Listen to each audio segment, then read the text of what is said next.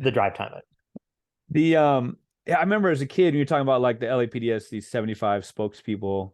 I remember as a kid just being like stunned. Like I'd see the same guy on the news talking about crime, and I asked my dad, and he's like, "Yeah, there are people that are full-time spokesmen, spokespeople." I'm like, what is like that? Just kind of tripped me up, right? Yeah, it's and again, it's all been so normalized that like It has been. you'll read a news story and it'll say X person said, or X person released a statement saying whatever they say. Mm-hmm. And everybody reading it, if you really stop and think about it, you go, wow, this person never said this. This is a PR person they paid said this. That shouldn't be news at all. Like literally things spokespeople say shouldn't be treated as news. Right, right. Um, because they are not speaking truthfully. Everybody knows that. Like again, I'm not trying to work the Everybody title in, knows. but like that is the thing. That's why it's the titles. Everybody knows if you've ever read a newspaper article about anything that Mm-hmm. you have in-depth personal knowledge of.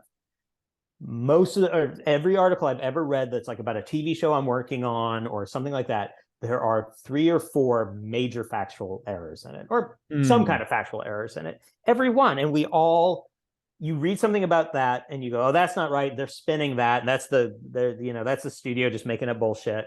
And then that one's fake. And then you go and you read an article about something you know nothing about and you just believe it all. Mm. And again, that doesn't require another thing I wanted to get across, and everybody knows is conspiracies don't require some mass web of like everything being spelled out and planned and Right.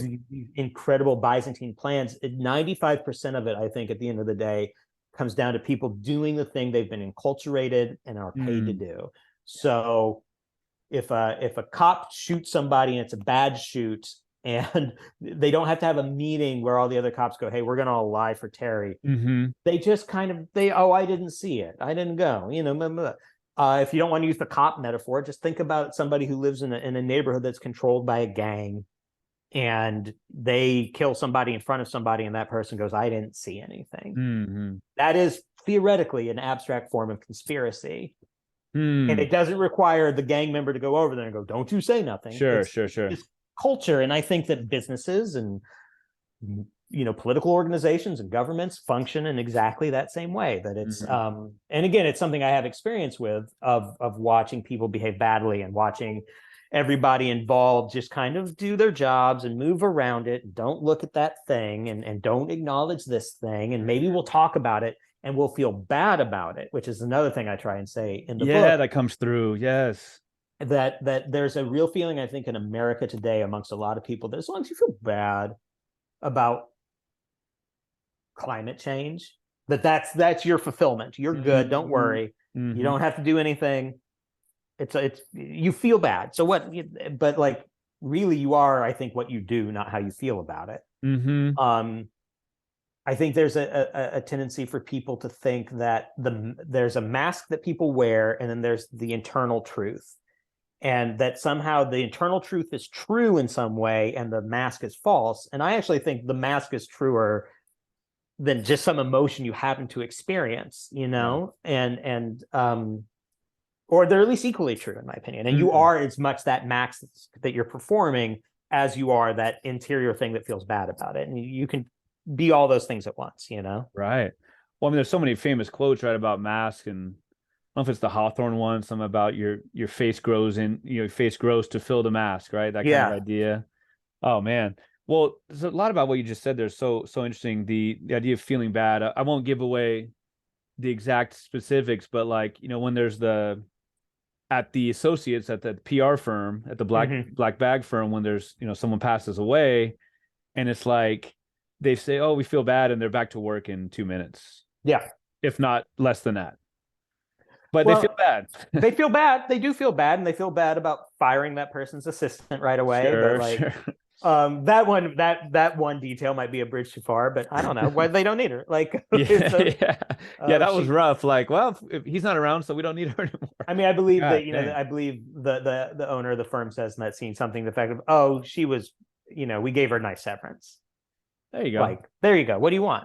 We gave her a nice Punches severance. pilot style, right? Yeah, exactly. Yeah, I'm thinking of like Calogero or C from A Bronx Tale. You were talking Mm. earlier about like you're kind of acculturated to know you don't say anything. Exactly. And Right. again, like, and I just think that every industry, every place where there is power, you will very quickly become enculturated into bending to that power, or you won't last. And that's another thing that I say in the Mm, book is like when people can't hang in a system like that and they fall out, yeah. you don't think about them anymore. So you're only surrounded. I actually I think I got this from Goodfellas, where they talk about how everywhere they went, they were only surrounded by each other. So it began to feel Right. very normal, like Yes. that this is your life. And I think that's again true of police departments and other like very closed systems, including Hollywood, is like that when you form a really tight in group, it makes a lot of behavior permissible because Mm, everybody else is just, and you yep. again, you don't have to talk about it,